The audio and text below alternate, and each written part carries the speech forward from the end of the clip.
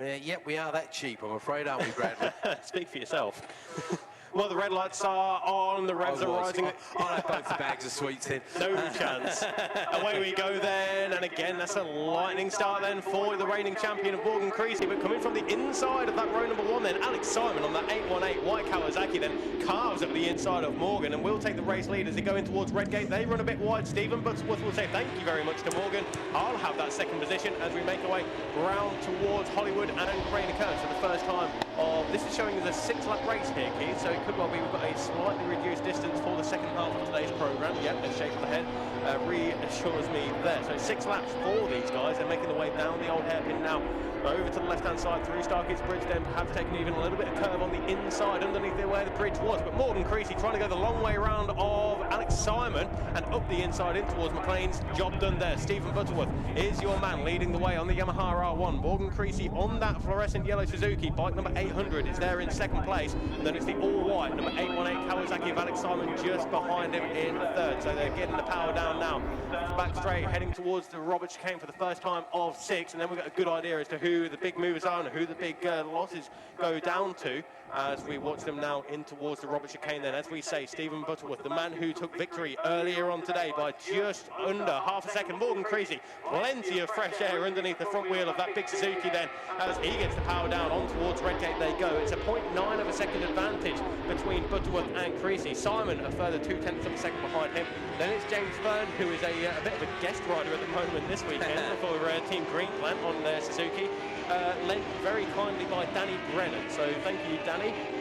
James Fern up there in 4th place. Then it's Andy Saunders rounding out the overall top 5. First of the Extreme Machines is Andy Saunders. Then it's Tyler Donovan, who's out there on his spare bike after his clutch decided it didn't want to be a clutch anymore in qualifying. Then it's Darren Corkett ahead of David May. Jamie Thomas loses 3 positions. The big loser on that lap there really is the number 55 machine of Horsfall, a name I'm not familiar with, Dan Horsfall, but regardless, he has dropped 12 positions, unfortunately, from 12th down to 24th. The big mover on that one is Matt Wren, who moves up 6 positions into 17th place, and that's 13th place in class. But then making their way around the far end of the circuit, in fact, they're already out of Coppice and down the back straight once more, underneath the ghost of the Dunlop Bridge and in towards Robert chicane once more, for what will be the end of the first of the flying laps. Then Morgan Creasy goes purple in that first sector then in his hopes to clamber down Stephen Butterworth, and in fact it is Butterworth who sets the fastest lap of the race at the end of that first flying lap, a 1 minute 11.9, not quite as quick as what we did earlier on today, but of course we do have 4 more laps to go in this one, so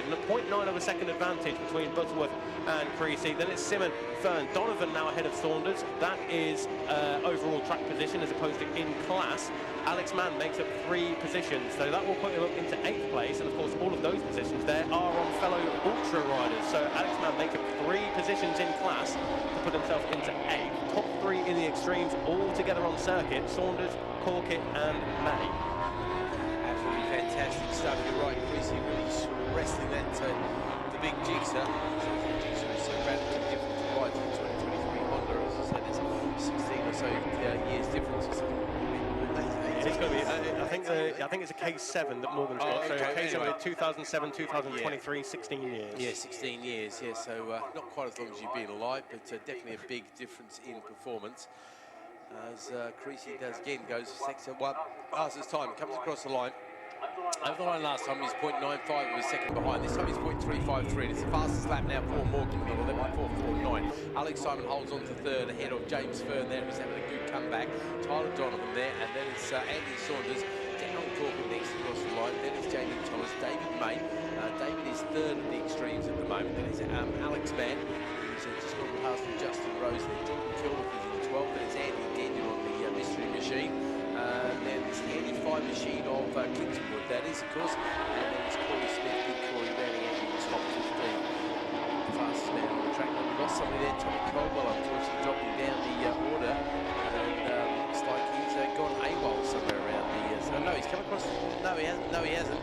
Darryl Skins comes across the line there, so it is Caldwell who's going backwards. And who we do else? Like Sean Wallace as well.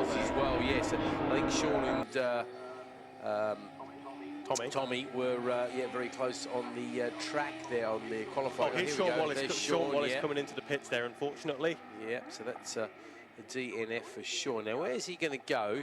So he comes in the back there, so he doesn't cross the line to claim a place there. As the leaders come across the line, the gap was 0.3 over a second. It's now 0.554 as Butterworth goes a little bit quicker. Well, Morgan Creasy sideways on the way in towards Redgate there, runs a little bit wide, in fact very wide, in fact just about keeps it on the road, but Morgan Creasy, I suspect that rear wheel just going a little bit sideways there, and a bit of motocross experience coming into play there with the rear wheel stepping out of line by that much. I mean, if we can see the rear wheel stepping out of line from this distance, that's going to be a bit of a 5p, 50p moment for Morgan on the bike. Yeah, a bit of a 5p dustbin lid moment, I reckon. Yeah. Something like that when you're rapidly approaching that gravel, mate. But yeah, you're absolutely right. Bit of motocross experience there. You did not mean to back it in. There's backing in and just backing into the gravel does not count whatsoever. Okay, all good stuff. We wait for them to clamber the way back up. I don't know if Butterworth, well, he wouldn't have seen that because no, Steve just kept well pinned. Again, he's gone purple in sector 1, so I have to say that Morgan will know that it's pretty much game over as far as catching Stephen Butterworth in this race is going to be concerned. Big surprise, he does go yellow in that sector. He's probably going to...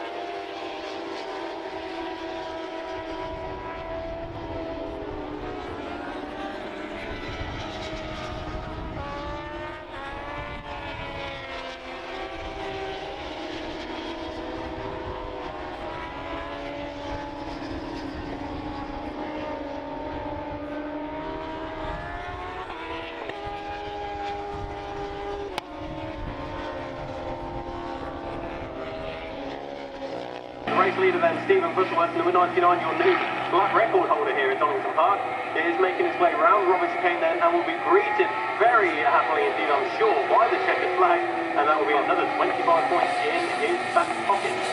Well, that was a very healthy lead over Morgan Creasy. There's another...